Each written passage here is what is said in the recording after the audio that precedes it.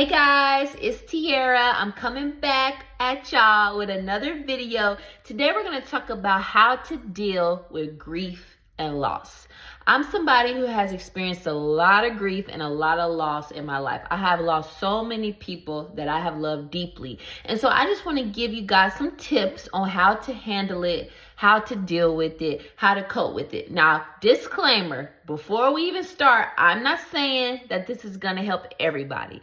Grief is a tricky thing. So what works for one person may not work for another. So just listen to the video, and if you see anything that resonates with you that you think could help you, then by all means take that, and I hope that you do something with it. I hope that you can find some healing in it. And if not, then that's okay. Maybe you could share it with somebody who it may help, because I feel like when you go throughout life, sometimes you're going to deal with grief. Sometimes you're going to deal with loss. That's just life. So I just felt on my heart to just give y'all some tips on how I have experienced grief, how I have been able to overcome it, and just be able to cope with it and deal with it. So I hope this helps y'all. So I just want to start off by saying the first time that I really caught a glimpse or experienced grief where I somewhat comprehend or understood it was when I was about 8 or 9 years old. So during that time, my grandma, she passed away.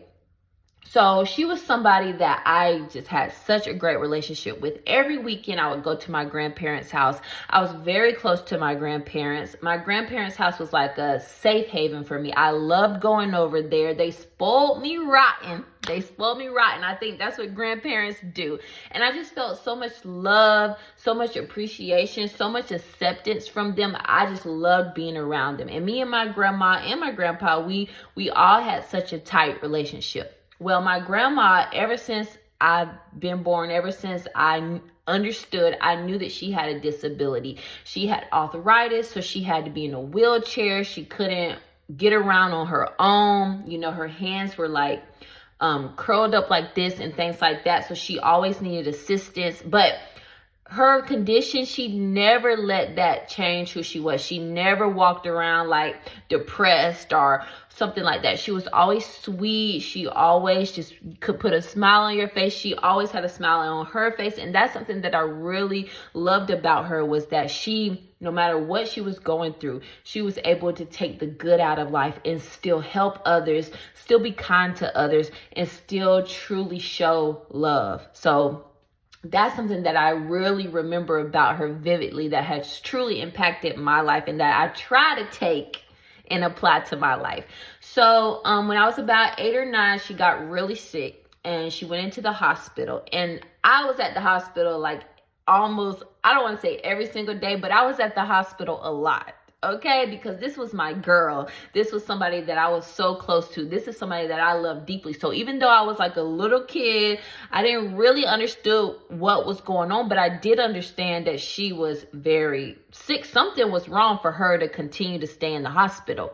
So I remember one time when she was about to make her transition, I remember I was in the hospital room with her, and my auntie was there too. And I just vividly remember, it's some things that I don't remember about my childhood, but this instant with my grandma, like I remember this vividly. My auntie pulled back like the hospital sheet in the bed, and I could see like a lot of the blood had rushed to her feet. So her feet were basically like black. And in my child mind, I'm 8 or 9, in my child mind, I understood like, wow, my grandma, something is really wrong with my grandma. So after that, I went back to my mom's house. And then when I came back to my grandparents' house, I vividly remember this too. I vividly remember my grandpa like coming over or coming to me and saying, come sit on my lap. And so I sat on his lap, and he basically, I can't even imagine how hard this was for him. He basically said, Nana, that's what I used to call her. Nana, she passed away. You're not going to see her anymore. She went to heaven. She was sick and she was in pain, but now she's not in pain anymore. And, I just remember bawling my eyes out. I was so sad. I remember the funeral, and I just remembering like, although I didn't fully understand, because I'm just a kid, mind you, I'm just a kid. But even though I couldn't fully understand, I felt sad. I felt like heartbroken, because I was never going to be able to see her again. Like, I was never going to be able to hug her, never have that physical touch again, never be able to talk to her. And this is somebody that I saw all the time. This is somebody that I deeply loved, that I had a really close relationship with. So that is the first time that I can remember that I really caught a glimpse or experienced grief, where I understood, even though I was small, I understood that I was never going to see my grandma again. And it was really painful. I mean, my family, that was a really painful time for my family, but we kind of just stuck together. We did the best that we could. I don't remember, all of what happened after, she died. But I do remember that there were moments where I felt so sad. There were moments where I just couldn't understand. There were moments where I wanted to talk to her so much. But, whenever I felt that way, I just went and talked to my grandpa, or talked to my aunties or my mom or something like that. And, they just held me, and they let me cry, and they let me be able to express those emotions and get those emotions out. And I think that really helped. But I also think that I wasn't fully able to process it, because it was such a young age. I was such a young age when she passed.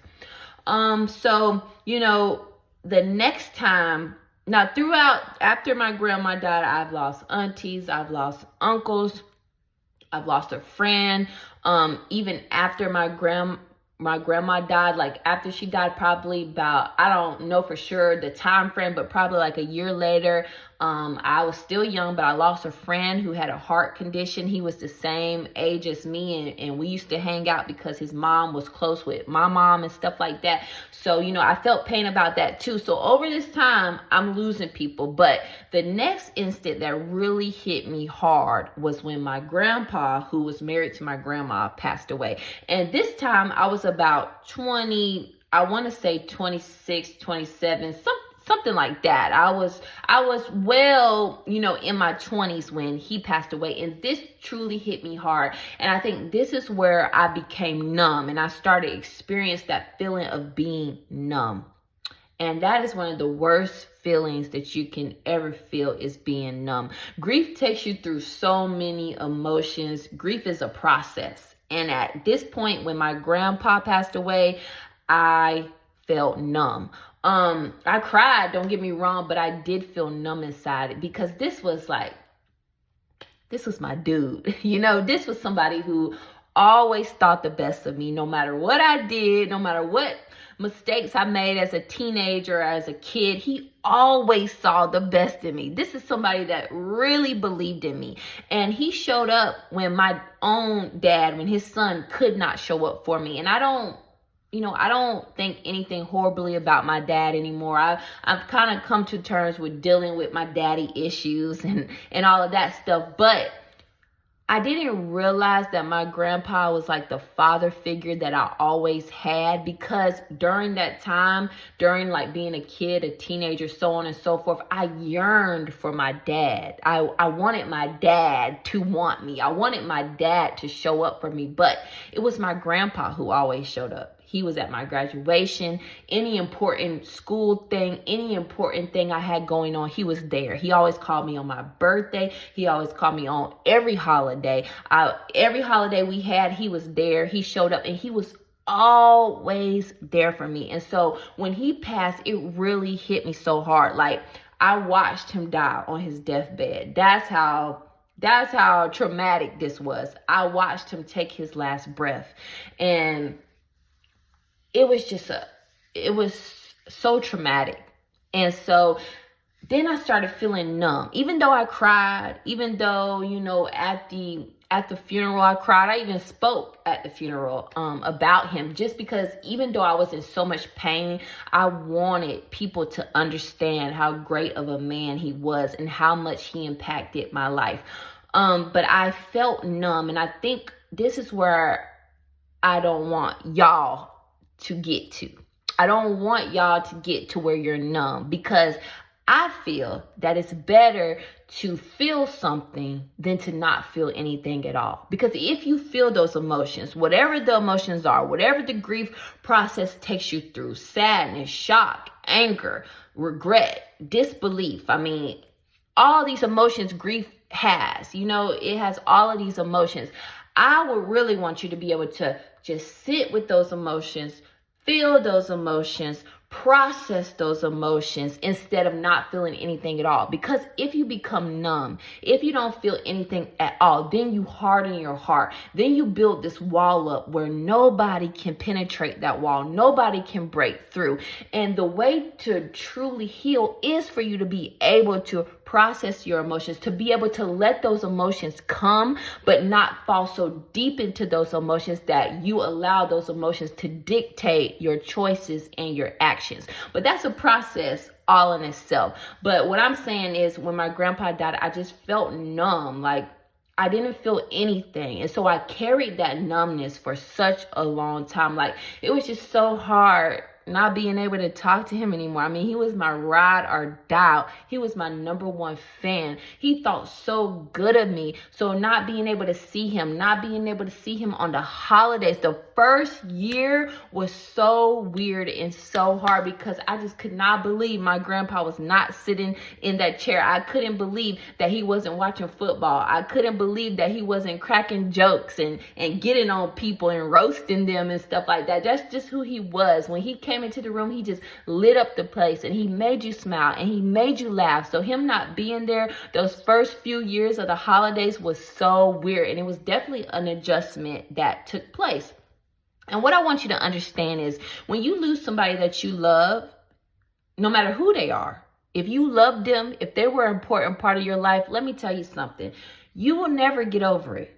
You will never get over it. I know people say time heals all wounds, and in time it will get better. For this instant, I don't believe that. I don't believe that for this situation when it comes to grief and loss. What I do believe is that in time you will learn how to cope with it. You will learn how to live without them. You will learn how to move forward. But I don't think you will ever get over it. I don't think you will ever stop missing them. I don't think you'll ever not want to hear their voice, want to be in their presence, want to have that physical touch. I just, time doesn't heal this when it comes to losing somebody that you love. You just learn to cope with it. And if anybody tells you, because I've experienced this and I know other people have, a lot of people, especially if they haven't experienced this, or if they just have they have experienced such tremendous loss that they have hardened their heart and they only think negative and they're not capable of supporting you. Some people are like, well, why aren't you over this yet? It's been 5 years since they've been gone. It's been 8 years. It's been 10 years, so on and so forth. And it's like, you cannot tell somebody when to stop grieving. You cannot tell somebody when to stop feeling the way they feel about losing somebody that they love. If somebody does that to you, I ask you to politely vacate the premises of wherever you are, if you can, or walk into another room, go outside, get you some fresh air, because you have to understand that there's some people out here that do not have the capacity to be able to support you at that time. Maybe they don't understand. Maybe they're dealing with so much hurt themselves that they're not able to show up for you. Okay, I'm not telling you to cuss them out. I'm not telling you to cut them off. I'm just telling you that you got to understand that there may be some people in your life that just don't have the capacity to give you that support that you need when it comes to this.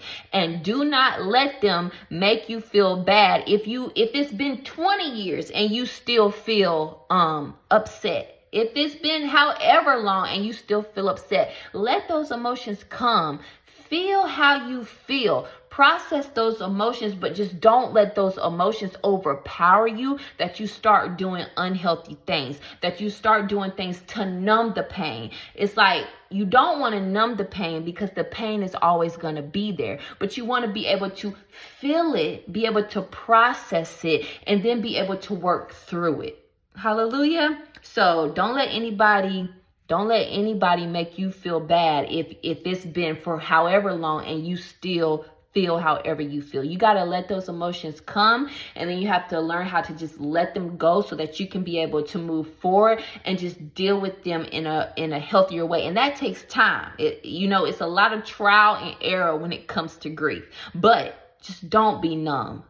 Feel those emotions, and if you have somebody who understands who you can talk to, then be able to talk to that person. And I do think counseling is very good as well. I'm actually in counseling. I've been in counseling now for about 2 years, but I really had to deal with losing my grandpa, really deal with my daddy issues, really deal with, some of the traumatic things that I've been through. And a counselor is able to open your mind to other perceptions, to other perspectives. They're able to dig deep into what you got going on and try to see yourself and try to see the situation another way. They ask questions that you probably didn't even think to ask. Like, my counselor has asked me so many things that I didn't even think to ask myself, that I wasn't even thinking about. So that's why it's always good to have somebody that you can talk to. If you can find a counselor, I really encourage you to do that, because there's somebody that can't tell your business. There's somebody that can't use what you say against you. There's somebody that can't judge you. It's their job to listen to you. So if you can find one, I encourage you to do that, because you can say how you feel. Even my counselor told me this. She said, sometimes when you're missing the person that you lost, imagine that they're with you. Imagine that they're sitting right here, and just tell them how you feel. Talk to them about how you feel. Write a letter to them. Write a letter. It's all about getting these emotions out in a healthy way instead of a destructive way. And let me tell y'all something. After I lost my grandpa, I didn't lose anybody for a while. But then guess what happened? In 2023, I lost 2 people within 7 months. 2 people. I lost my auntie, which is my grandpa's daughter. He had 2 daughters. So I lost my auntie, one of them. And me and her were very close when I was younger. She was like a sister to me, because when I was born, my 2 aunties were very young. So I basically was like a sister to them during that time, because I was always at my grandpa's house and we had such a good relationship. She was also had a lot of disabilities and things of that nature. And she was just like my grandma, because she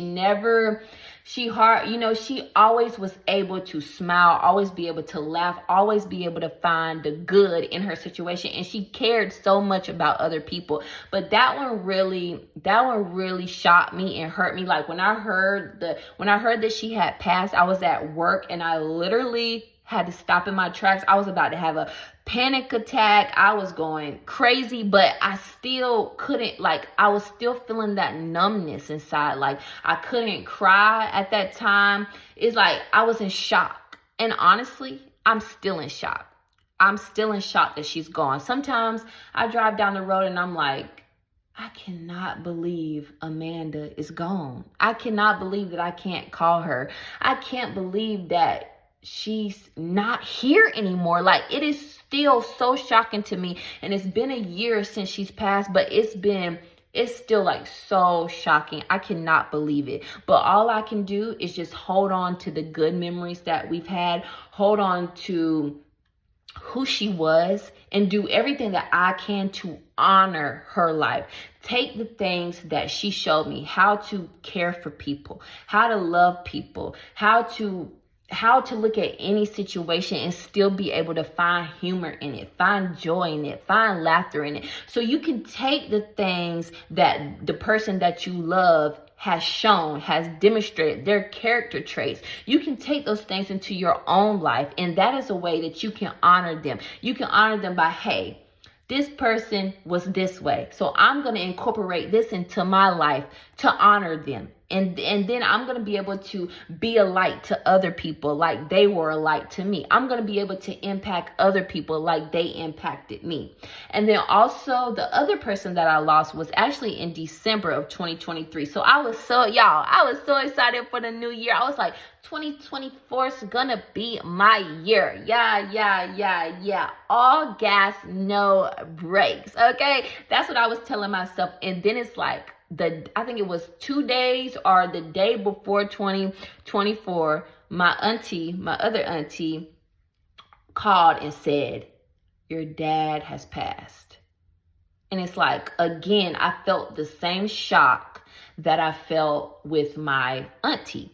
And I just could not believe that I have lost 2 people in 7 months in the same year. Like 2023 was a very challenging year for me. It really was. Like, I just couldn't believe it. And the reason why me and my dad didn't have the best relationship, even then we didn't have the best relationship. We would talk from time to time, but we really weren't close. And I think that, I felt regret.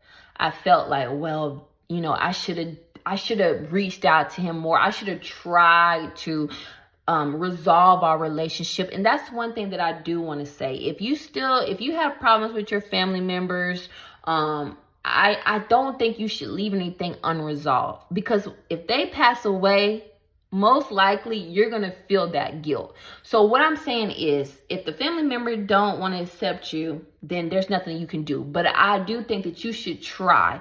You should try your best to do everything that you can to make sure that the situation is resolved, or to make sure that y'all have some type of relationship where you can tell them, hey, I love you.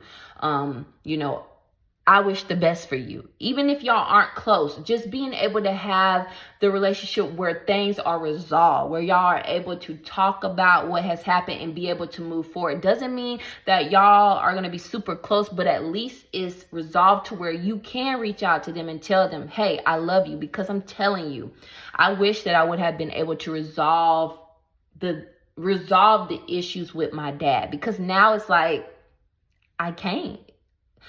The hope that me and him would have a better relationship and that we would somehow form a relationship is gone.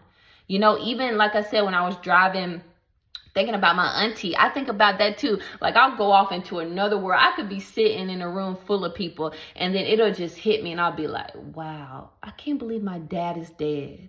I can't believe Amanda is dead. Like, for real. And my dad was young, 52. My auntie was young, 46, I believe. So they were young. They were very young. So dealing with all of this loss has really showed me the importance of just living life to the fullest, being in the moment, appreciating the people that I do still have, telling them every chance I get that I appreciate them and I love them. I'm telling you, I tell my auntie, I tell my mom, I tell, the other few people that I have in my life, because I don't have many anymore, but I tell everybody every chance I get, I love you, I appreciate you, thank you so much. I try not to get, and this is what I used to do, and what I've learned from all of this loss is that I try not to get so caught up in my own life that I forget to tell the people that I love them. So what I'm telling you, if you watching this, stop what you're doing right now, pause this video and get back to it and tell the people that you love them, because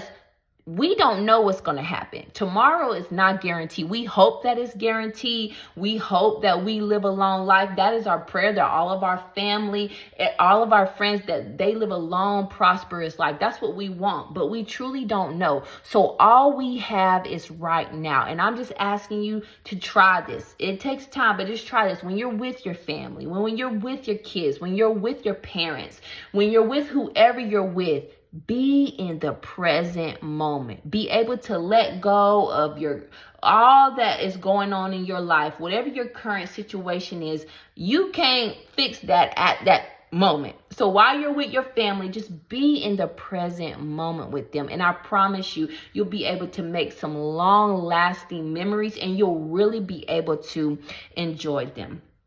Another thing that you can do is do special things to honor their memory. So when a year after my auntie died. And I think the worst times, the hardest times are on their birthdays and their death dates.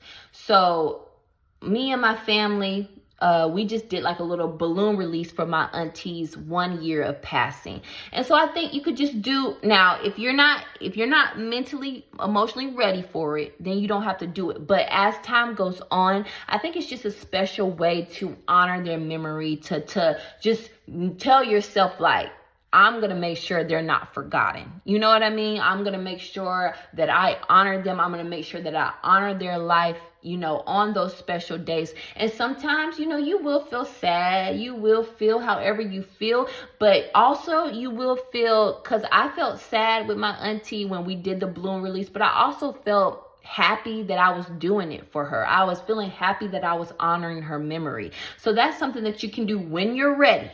When you're ready. Now, if you're not ready, don't force yourself to do something that you're not ready for. But when you're ready, then you can like do those little things on their birthdays. Go to their favorite restaurants. If they like going to the lake, if they like being by the beach, or whatever they like to do, if you're able to, just do something for them to honor their memory. And that also helps you as well, and then helps you get closer to the family that you're doing it with.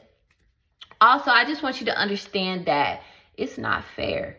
It's not fair. It's painful. Trust me, I understand. It is, you feel, you go through, oh, I shoulda, woulda, coulda, man, I shoulda did this. Man, I shoulda did that. Man, I wish I woulda did this. Man, I wish I woulda did that. I mean, you go through all of these thoughts in your mind, but honestly, there's nothing that you could have done more. I mean, you did the best that you could do with what you had. All you can do is learn from losing them, and with the people that God has placed in your life now, learn the lessons that you learned.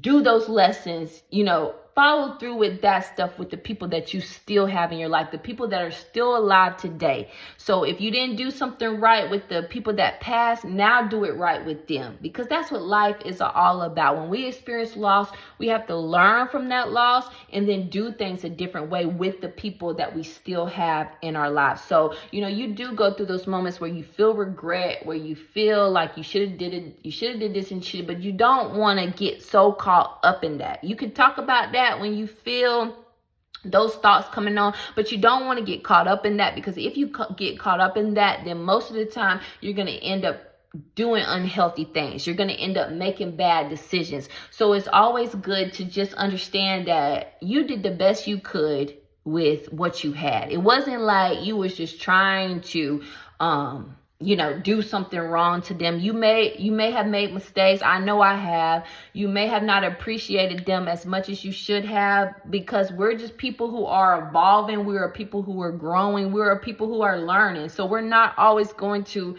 you know, do the best, but what we can do is just learn from it and then do better with the people that we still have in our lives. So again, it's not fair. It's very painful, but you have to understand that somehow God is going to get the glory. And we can be, you know I was mad at God. I was mad at God for my grandpa, for my grandma, for taking them to, and then just experiencing that loss back to back. I was just like, God, why is this happening to me? But you have to understand that regardless, God knows best. And he said in his word, God giveth and he taketh away. But he is still God. He is still good. His plan is still good. And he always has a reason for doing what he does. We may not understand why he does what he does. We may not even like why he does what he does. But we have to understand that his character, his heart is so good. And maybe he needed them